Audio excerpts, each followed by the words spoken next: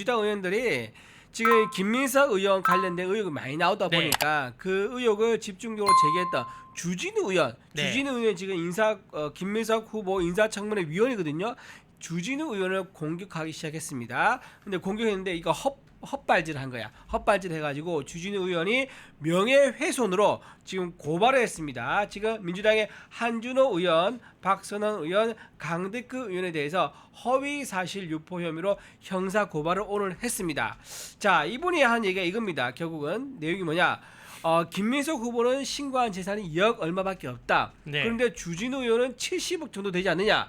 야, 그 김민석 후보가 이렇게 재산 적은데 돈 많은 주진우 의원이 어떻게 돈이 적은 김민석 후보를 비판할 수 있느냐, 이런 취지로 얘기를 한 거예요. 그러니까 그 사실 여부를 떠나서 정말 제가 볼 때는 황당한 게, 아니 지금 이제 인사 검증을 누가 받습니까? 인사 검증을 지금 김민석이가 받고 있는데 그것을 검증을 하고 있는 국회의원 청문위원을 오히려 공격하는 그렇죠. 정말 지금까지 정말 전혀 보지 못했던 일들을 지금 하고 있는 거죠, 민주당이. 그렇죠. 예. 그래서 민주당에서 지금 얘기한 그 허위 사실은 뭔가를 좀 설명을 드릴게요. 자, 민주당에서 이렇게 얘기합니다. 그 많은 재산이 어디서 나왔느냐, 이거를 이제 가지고 묻는 거예요. 그러면서 이것도 우리가 김민석 후보에 대해서 스폰 아니냐 이렇게 얘기했지 않습니까? 주진우 의원도 부정한 돈 아니냐라고 이제 허위 사실을 얘기한 거죠. 그래서 주진우 의원이 상당히 열받았습니다. 그래가지고 본인 소상히 얘기합니다. 본인 재산은 양가에서 다 증여를 받았습니다. 그리고 상속도 받았고요. 변호사 수익이 있습니다. 이거 관련해가지고 낸 세금이 무려 33억 2천만 원. 솔직히 부모님이 좀 재산 있으신가 봐요. 그리고 변호사도 능력이 좀 있으셨고 그렇게 해서 본인이 전부 다 세금 낸 거 증빙을 다 할 수 있는 서류가 33억이나 된다고 합니다. 그래서 다 이제 재산을 냈다, 영수증 다 냈다, 영수증 다 가지고 있다, 전혀 문제될 것 없이 없다라고 밝혔었고요. 그 다음에 부채 2억을 얘기해요. 부채 2억. 아니, 이렇게 재산 많은데 부채 2억을 왜 안 갚느냐라고 얘기했는데 이 부채는 주진우 의원의 부채가 아니에요. 배우자가 따로 뭔가 사업을 하고 있는 모양이에요. 그 배우자가 이제 비즈니스 하다 보면은 왜 이제 일시적으로 지는 부채가 있습니다. 근데 그거는 배우자가 책임을 져야 되겠죠. 그 문제를 가지고 마치 뭔가 재산이 많은데 의도적으로 이상한 부정한 부채를 안고 있는 거 아니냐라고 또 프레임을 해서 공격하는 거, 이것도 잘못됐다 허위 사실을 또 얘기한 거고요. 또 아들 관련해 가지고 아들에 대해서도 수억 원의 재산이 있다. 이게 뭐냐? 예금 재산이 한 7억 정도 있는 모양이에요. 근데 그 재산은 뭐냐? 할아버지죠. 주진우 의원의 아버지가 증여를 한 거예요. 그러니까 아버지가 뭐 이제 돌아가실 나이가 되면 굳이 재산을 가지고 있을 필요 없이 정리해야 되지 않습니까? 그 미리 손자에게 증여를 했고 그 증여를 하면서 세금까지 전부 다 완납을 다 했어요. 이런 식으로 다 소명이 되는 건데 이거를 전부 다 뭔가 불법적으로 형성된 재산이다라고 이 세 명의 민주당 국회의원이 허위사실 유포했기 때문에 오늘 고발을 했다는 걸 말씀드립니다. 우리는 그 돈이 많다 그래서 인사청문회에서 비판했던 민주당 후보든 혹은 보수진영 후보든 돈이 많다는 것 자체로 비판하지 않습니다. 그건 공산주의 아닙니까? 너 많으니 뺏어서 나눠줘. 노력해서 벌은 사람이 있으면 그걸 인정을 해야 된다는 것이고, 그 자녀에 갖고 있는 재산에 대해서도 유승민 의원도 딸이 갖고 있는 예금이 한 2억 정도 있었는데 무슨 돈이냐 했더니 할아버지가 미리 준 돈이다라고 해서 문제없이 넘어갔는데, 그러한 관계에 대해서도 비판을 하는 게 아닙니다. 다만 자금의 출처가 이상하던가 흐름이 이상하면 그거를 비판을 하는 것이지, 아니 민주당 의원들은 그 이준석 후보자가 젓가락 얘기했을 때도 그 젓가락에 대한 내용을 말하는 게 아니라 그 말한 이준석 후보를 비판하던 뭐 그런 양상이 있었는데, 항상 그런 식이에요. 저 달을 가리키면 달이 문제가 아니라 너 손가락에 손톱에 떼꼈다, 뭐 이런 문제로 지금 항상 문제 제기를 하고 있는데, 요거 잘못 건드렸습니다. 주진우 의원은 지금 물이 올랐기 때문에 꿈쩍도 안 할 거예요. 오히려 더 당당해지고 주진우 의원의 주가만 더 상승해지는 것 같습니다. 김민수 후보가 가지고 있는 의혹의 핵심은 제가 짧게 한 번 더 말씀드릴게요. 2020년 이후에 공식적인 수입은 5억 원 정도입니다. 세비죠. 국회 월급 받은 거 5억 원 정도 전부 다 더한 게 그밖에 안 되는데, 그 똑같은 기간 동안 나간 돈이 13억입니다. 자, 추징금 6억 2천만 원, 그 다음에 교회 헌금 기부했다는 거 2억, 그리고 카드 플러스 현금 사용한 게 2억 3천만 원, 그리고 월세 5천만 원 나간 거, 아들 학비 2억, 이렇게 해서 들어온 거는 5억인데 나간 거는 13억이다. 도대체 이 차이 나는 거 어떻게 설명하냐? 그리고 또 재산도 더 불었잖아요. 재산 늘었죠. 그러니까 마이너스 5억 8천에서 그 이제 2억 천으로 거의 한 8억이란 재산이 늘었어요. 그렇죠. 네네. 방금 말씀하신 지출은 그렇고 그렇죠. 재산이 늘었습니다. 그러니까 그거를 이제 합치면 거의 한 20억 정도 18억 정도 되죠 그러면. 18억이 넘죠. 네, 이제 지금 그죠. 그렇게 계산하면. 그래 되니까 지금 이제 수입은 5억 몇 천만 원이란 말이지. 네네. 그럼 나머지 13억은 어디서 생긴다는 거죠. 그런 어떤 것을 증명하려는데 증명을 하지 못하고 그러면서 하는 이야기가 이 세비 말고 뭐 기타 소득 조의금, 그러니까 뭐 조의금이라든지 강의료. 뭐 강의료 이야기했는데 오늘 국민의힘 의원들이 이제 그 하도 자료를 안 주니까 지금 자료를 97건을 요구했는데 딸랑 어제도 이야기했지만 2건 왔는데 자료를 안 주니까 국세청에서 이제 강제적으로 이제 자료를 받아가지고 연말정산 자료를 한번 확인해봤대요. 네. 연말정산 자료를 보면 이제 세비 말고도 기타 소득이 이제 나오죠. 알 수 있지 네, 않습니까? 5년 동안 기타 소득 나온 게 1,400이랍니다. 1,400만 원. 5년 동안 1,400. 5년 동안 1,400만 원. 네. 그러면 나머지 설명이 안 되는 없다는 거죠. 거죠. 예. 어. 그러니까 예를 설명이 들면 안 되네요. 그러니까 예를 들면 어제도 우리 이준희 대변인 이야기했지만 이런 식으로 되는 거예요. 자꾸 이제 아마 그 돈이 이제 예를 들면 이제 그 어머니가 네, 살고 모친 있는 그 집 한강 빌라. 빌라를 결국은 건설 이모 씨가 전세 2억 뭐 5천인가요? 그 2억이 들어왔죠. 했는데 또 거기에 또 자기 아내와 또 장모도 또 그 전세 들어. 그렇죠. 네. 희한한 네. 그 같은 집 내 전세 구조로 돼 있는데 과연 건설사 하고 있는 이모 씨 전세가 제가 볼 때는 그냥 전세가 아니다.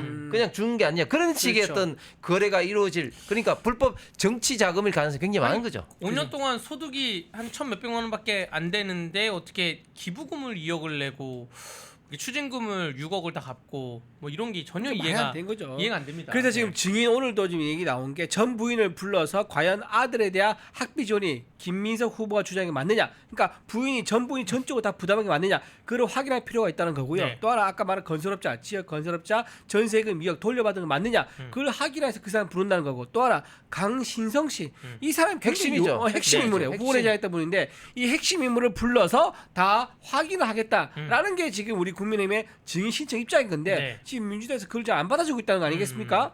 그리고 그 본인 스스로가 김민석 의원이 자기가 기부금 2억을 냈다고 했는데 그 아까 말한 소득급여행 증명 말고 연말정산 자료를 보면 본인이 기부한 내역도 다 나오거든요. 저도 작년에 제가 이제 뭐 교회 헌금 낸 거랑 이런 게 다 나오더라고요. 다 나오는데 그러면 기부를 어디다 했는지 무슨 뭐 세이브 더 칠드런이든 어디든 어디다 했는지 그 미심쩍은 게 있으면 그것도 좀 파봐야 되지 않나 생각이 됩니다. 그 지금 한강 빌라까지 나왔고요. 앞으로 다음 주 화수가 인사청문회입니까? 그렇죠. 화수입니까? 화수인데 화수 전에 주말 사이 혹은 월요일까지 껴서 아주 많은 게 계속 탈탈탈 나올 거라 보여지고요.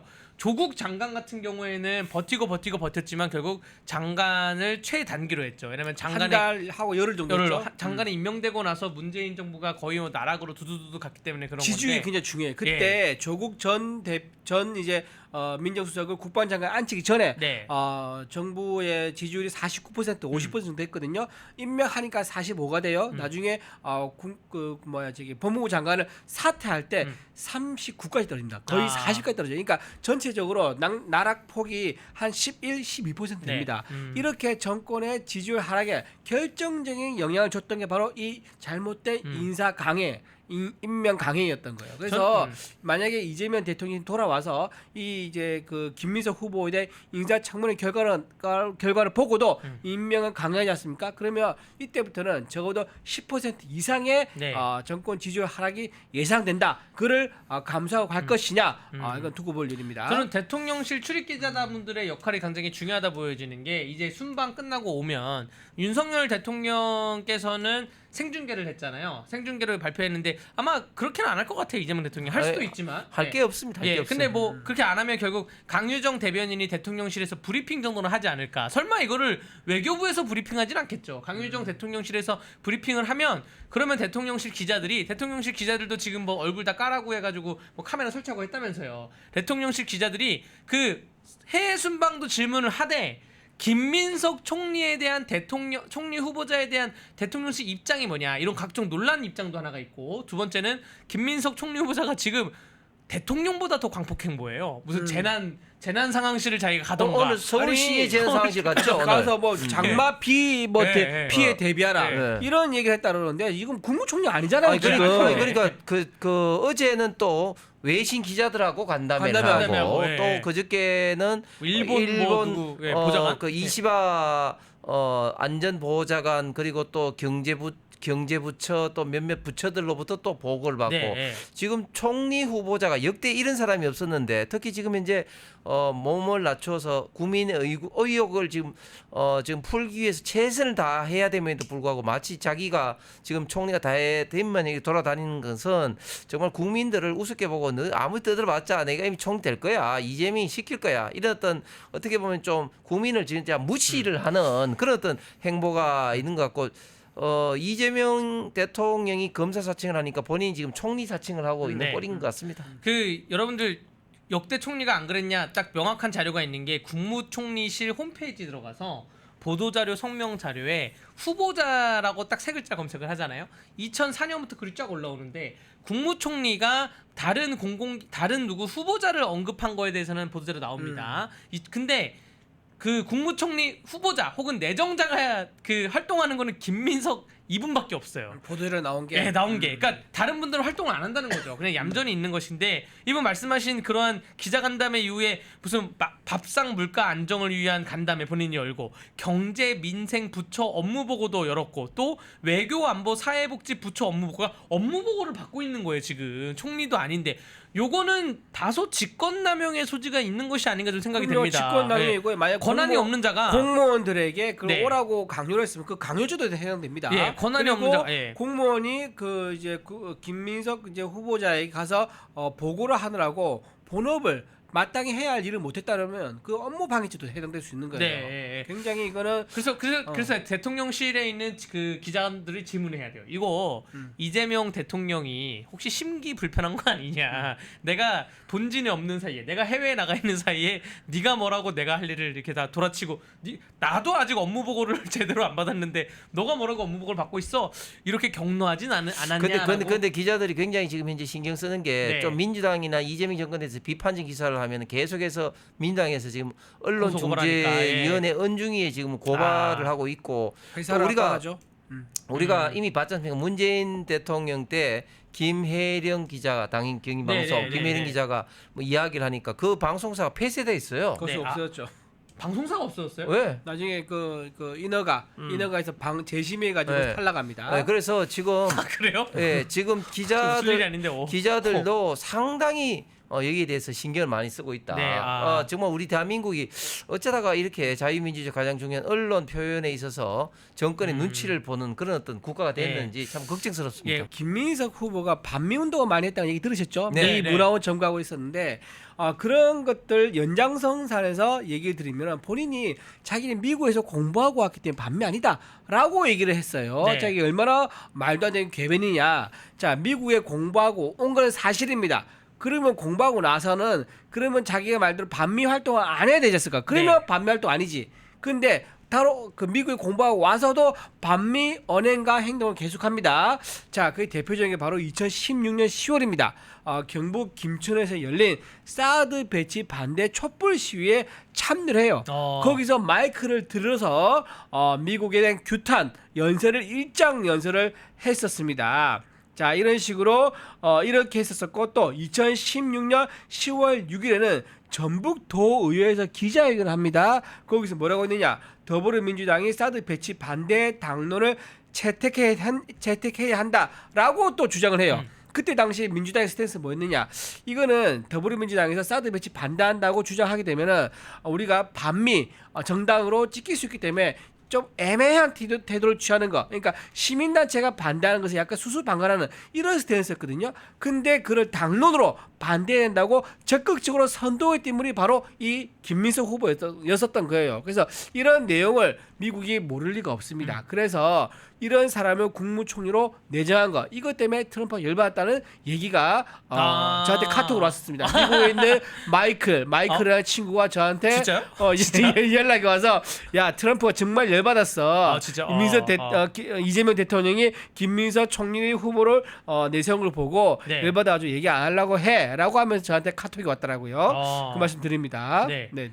아니 뭐 그 김민석 후보자가 본인은 더 이상 그러니까 명확하게 인사청문회에서 사실 우리가 의혹 제기도 많이 밝혀져야 되겠지만 정말로 김민석 총리 후보자가 우리나라를 이끌어갈 안보관 경제관이 정립되어 있는지 날카롭게 질문해야 돼요. 요거를 파트를 좀 나눠야 됩니다. 이게 왜냐면 여러분 그 의원님 하셨으니까 또 아시겠지만 질의 순서가 탁탁탁 있는데 그쵸. 내가 준비를 7가지 질문을 준비했는데 앞 사람이 하고 나가지고 다 까먹으면 이게 좀 애매해지거든요. 그래서 파트를 아예 나눠가지고 정밀감 있게 그 인사청문회에서 준비를 하시길 바라겠습니다. 파트도 나눠야 되지만 중요한 것은 집중 공격도 해야 돼요.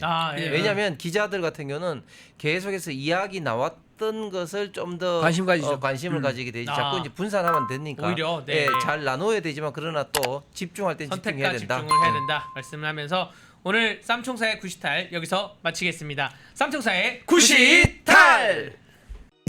펜앤마이크에서 추천하는 영상도 보고 가세요.